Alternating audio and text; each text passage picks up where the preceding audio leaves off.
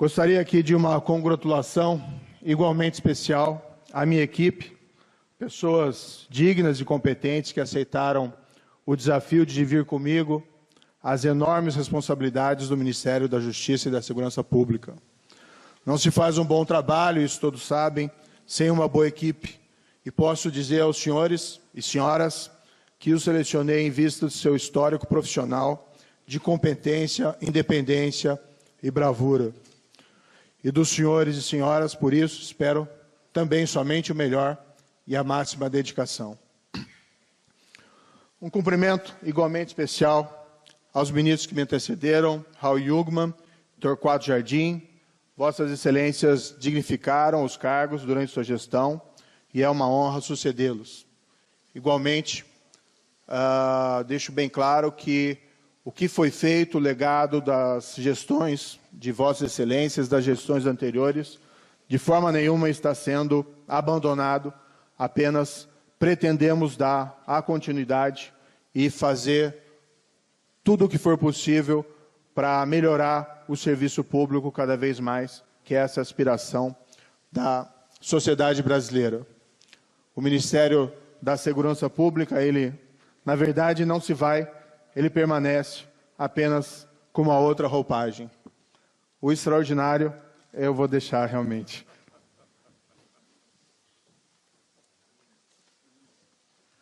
Estendo também esse cumprimento às respectivas equipes dos ministros e aos valorosos servidores da Justiça e da Segurança Pública, com o qual, na continuidade, dividirei sonhos, mas também desafios.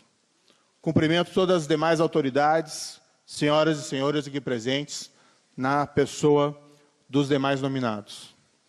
Quero explicar aqui em rápidas palavras porque eu aceitei o convite do nosso presidente, o excelentíssimo senhor Jair Bolsonaro, deixando 22 anos de magistratura e uma relativamente confortável carreira, pelo menos os aspectos de vencimentos e aposentadoria. Os outros aspectos, não tão confortável. Ontem mesmo, verifiquei que o Brasil, apesar da Operação Lava Jato e dos enormes esforços aqui e ali contra a corrupção, permanece em uma posição relativamente ruim nos índices de percepção quanto à existência de corrupção nos rankings anuais da Transparência Internacional. Entre 180 países, o Brasil ocupa a 96ª posição. Rigorosamente, a pontuação obtida pelo país, 37 em 100 pontos possíveis, caiu desde 2014, quando do início da Operação Lava Jato. Talvez os esforços judiciais, ao revelarem a magnitude da corrupção entre nós, tenham contribuído, paradoxalmente, para elevar a percepção da corrupção. Ao invés desses esforços, eles terem chamado a atenção para o quanto nós temos, não só a instituição judiciária, mas todas as instituições em volta da justiça criminal, e igualmente a sociedade, o quanto nós temos dedicado a superá-la. Isso, para mim, ilustra uma verdade reconhecida e que já repeti várias vezes. Não se combate a corrupção somente com investigações e condenações criminais eficazes. Elas são relevantes, pois não há combate eficaz à corrupção com impunidade e sem riscos de punição para os criminosos. Mas elas não são suficientes. São necessárias políticas mais gerais contra a corrupção. Leis que tornem o sistema de justiça mais eficaz. Leis que diminuem incentivos e oportunidades contra a corrupção. Um juiz em Curitiba pouco pode fazer a respeito dessas políticas gerais. Mas no governo federal, a história pode ser diferente. Há um outro grande desafio, o crime organizado. Grupos criminosos organizados, alguns que dominam nossas prisões, estão cada vez mais poderosos. É preciso enfrentá-los com leis mais eficazes, com inteligência e operações coordenadas entre as diversas agências policiais, federais e estaduais. O remédio aqui é universal, embora nem sempre de fácil implementação. prisão dos seus membros, isolamento carcerário das lideranças, identificação da estrutura e confisco de seus bens. Assim se leva ao enfraquecimento e ao desmantelamento delas. Não é uma tarefa impossível. Nos Estados Unidos, as famílias mafiosas, outrora superpoderosas, foram desmanteladas pela FBI e pelo Departamento de Justiça a partir da década de 80. Na Itália, a aura de invencibilidade da Cosa Nostra siciliana foi quebrada graças aos esforços conjuntos da polícia, Ministério Público e de magistrados, entre eles os juízes heróis Giovanni Falcone e Paolo Borsellino. O crime violento também aterroriza a população brasileira.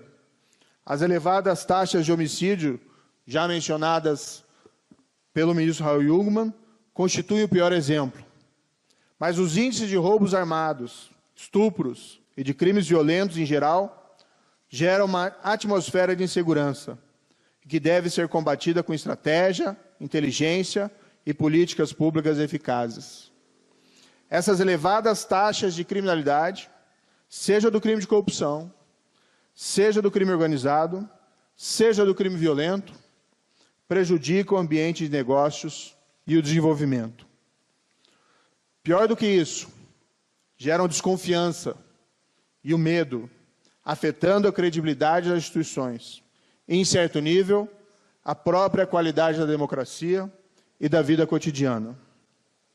Não há uma resposta ou uma tarefa fácil aqui, mas o compromisso do Ministério é, com todos os esforços e dedicação possível do ministro, dos secretários, dos dirigentes, dos servidores dos ministérios e de todos órgãos e departamentos vinculados a eles, iniciar um ciclo virtuoso de diminuição de todos esses crimes, prosseguindo no legado das gestões anteriores. Tudo isso dentro de um ambiente de respeito às instituições e ao Estado de Direito. Tudo isso com uma esperada parceria com os estados e municípios, em especial com suas forças policiais, Polícia Militar e Polícia Civil. Os planos ainda estão em elaboração e não caberia aqui detalhá-los. Mas, alguns exemplos. Pretendo que a Secretaria Nacional de Segurança Pública, utilizando sabiamente o Sistema Único de Segurança Pública e o Fundo Nacional de Segurança Pública, um legado da gestão do ministro Raul Jungmann, atue não só com investimentos para auxiliar as polícias estaduais e distrital, mas também para padronizar procedimentos, gestão e estrutura, respeitadas, obviamente, as autonomias locais. Deve ter um papel equivalente ao da intervenção federal no Rio de Janeiro, e que reestruturou a segurança pública naquele estado. Aqui, evidentemente, substituindo intervenção por cooperação. Pretendo que o Departamento Penitenciário Nacional incremente a qualidade das penitenciárias federais para o absoluto controle das comunicações das lideranças de organizações criminosas com o mundo exterior. Pretendo ainda que ele destrave os investimentos nas estruturas prisionais dos estados e do Distrito Federal, que está elaborando e deixando à disposição deles projetos e modelos de penitenciárias, evitando que os recursos disponibilizados pelo Fundo Nacional Penitenciário fiquem imobilizados por falta de projetos e execução, como infelizmente ocorre. Precisamos, com investimentos e inteligência, recuperar o controle do Estado sobre as prisões brasileiras. Pretendo que o Banco Nacional de Perfis Genéticos, um instrumento de vanguarda para a elucidação de crimes, especialmente crimes violentos, e igualmente um inibidor da reincidência criminosa, deixe de ser apenas uma miragem legal. Ao cabo de 4 anos, nosso compromisso é de que sejam inseridos no banco o perfil genético de todos os condenados por crimes dolosos no Brasil. Ou, se não conseguirmos a alteração pretendida na lei para tanto, de todos os condenados por crimes dolosos praticados com grave violência à pessoa. Respeitosamente, quero contar para esse projeto com o apoio do Conselho Nacional de Justiça, uma vez que já há um projeto de parceria entre o CNJ e o Ministério da Justiça em andamento para a colheita de dados biométricos dos presos. Pretendo também que o Departamento de Recuperação de Ativos e Cooperação Jurídica Internacional, o DRCI, aprofunde a cooperação jurídica internacional para que o refúgio do criminoso no exterior seja uma alternativa cada vez mais arriscada. Não deve haver portos seguros para criminosos e para o produto de seus crimes. Quando países não cooperam, quem ganha é somente o criminoso. O Brasil não será um porto seguro para criminosos e jamais, novamente, negará cooperação a quem solicitar por motivos exclusivamente político-partidários. Pretendo que a Polícia Federal, a Polícia Rodoviária Federal e todos os demais órgãos de controle e inteligência, entre eles o COAF, possam agir com os recursos e as liberdades necessárias. Não cabe ao ministro interferir nessa liberdade. Ao contrário, deve provê-los com os meios necessários para o desenvolvimento de suas tarefas. Nessa linha, aliás, um dos imediatos compromissos, não meu, mas que me foi apresentado pelo novo diretor-geral da Polícia Federal, será o de reestruturar e fortalecer as diversas forças-tarefas e equipes policiais encarregadas de investigar a grande corrupção, seja nos inquéritos em Curitiba, São Paulo e no Rio de Janeiro, seja nas investigações perante as Cortes Superiores de Brasília. Pretendo que a Secretaria Nacional de Política sobre Drogas, a SENAD, transforme-se progressivamente em uma agência encarregada da gestão e alienação do produto de crimes de tráfico de drogas. O tráfico de drogas, que envenena a nossa sociedade e nossas famílias, é infelizmente uma atividade muito lucrativa. O Estado deve se servir de uma forma mais eficaz da fortuna e dos bens confiscados desses grandes criminosos, e com eles financiar a segurança pública e a recuperação dos dependentes químicos, além de investir em políticas de prevenção. Infelizmente, isso é feito ainda de uma maneira muito tímida, desperdiçando recursos valiosos nas mãos desses criminosos. Um dos objetivos prioritários será apresentar um projeto de lei anticrime já no início da próxima legislatura e lutar para convencer, com respeito e toda abertura ao diálogo, os parlamentares. Não haverá aqui a estratégia, não muito eficaz, de somente elevar penas. Pretende-se, sim, enfrentar os pontos de estrangulamento da legislação penal e processual penal, e que impactam a eficácia do sistema de justiça criminal.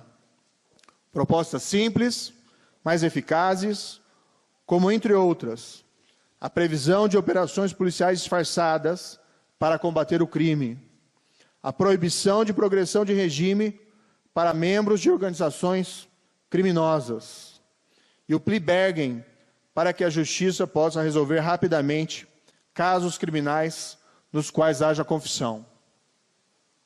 Pretende-se deixar mais claro na lei, como já decidiu diversas vezes o plenário do Supremo Tribunal Federal, que no processo criminal a regra deve ser da execução da condenação após o julgamento da segunda instância. Este foi o mais importante avanço institucional dos últimos anos, legado do saudoso ministro Teori Zavascki. Pretendemos honrá-lo e igualmente beneficiar toda a população com uma justiça célere, consolidando tal avanço de uma maneira clara e cristalina na legislação. Processo sem fim é justiça nenhuma. Pretende-se ainda fortalecer o Tribunal do Júri, prevendo a execução imediata dos vereditos condenatórios, como já decidiu a primeira turma do Supremo Tribunal Federal, inclusive compondo ela o ministro Dias Toffoli. Esses são apenas alguns exemplos das medidas previstas no projeto em elaboração. Adiante virão projetos mais complexos, que terão que ser debatidos com outras pastas, para reduzir incentivos e oportunidades para a prática da corrupção e de outros crimes. Na elaboração, quero contar com os subsídios de outras instituições, como o Ministério Público, como a OAB, que também homenageio na pessoa aqui do presidente Cláudio Lamáquia, com os órgãos policiais e com o apoio da sociedade civil organizada, como de entidades como a Transparência Internacional.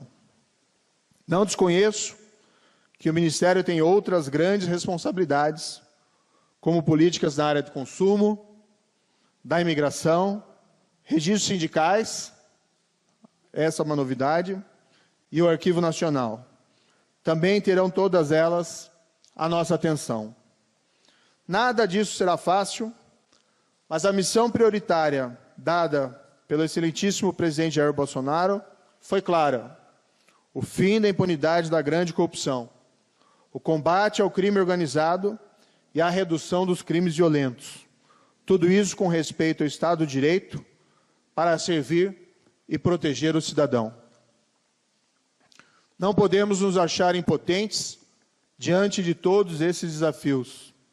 Avançamos como país muito até aqui, mas podemos avançar muito mais. Conto, respeitadas as opiniões diversas, com o apoio crítico de todos, para que, ao fim dessa gestão, tenhamos um ambiente melhor para todos. O brasileiro, seja qual for a sua renda, e lembremos que o crime atinge mais fortemente os mais vulneráveis, tem o direito de viver sem medo da violência e sem medo de ser vítima de um crime, pelo menos nos níveis epidêmicos atualmente existentes. O brasileiro, seja qual for a sua renda, e lembremos que o desvio de recursos públicos atinge mais fortemente os mais vulneráveis e os mais dependentes dos serviços públicos, tem o direito de viver sem a sensação de que está sendo roubado ou enganado pelos seus representantes nas diversas esferas de poder. Tem o direito de que os recursos dos cofres públicos sejam destinados ao bem-estar geral e não ao enriquecimento ilícito dos poderosos.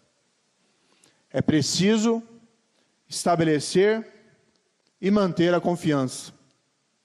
Essa é a palavra-chave da boa administração pública. Confiança. O cidadão tem o direito de viver um ambiente no qual tenha presente que o Ministério da Justiça e da Segurança Pública e o próprio governo podem não acertar sempre, mas sempre farão o melhor com a pretensão de fazer a coisa certa e de manter a confiança do cidadão.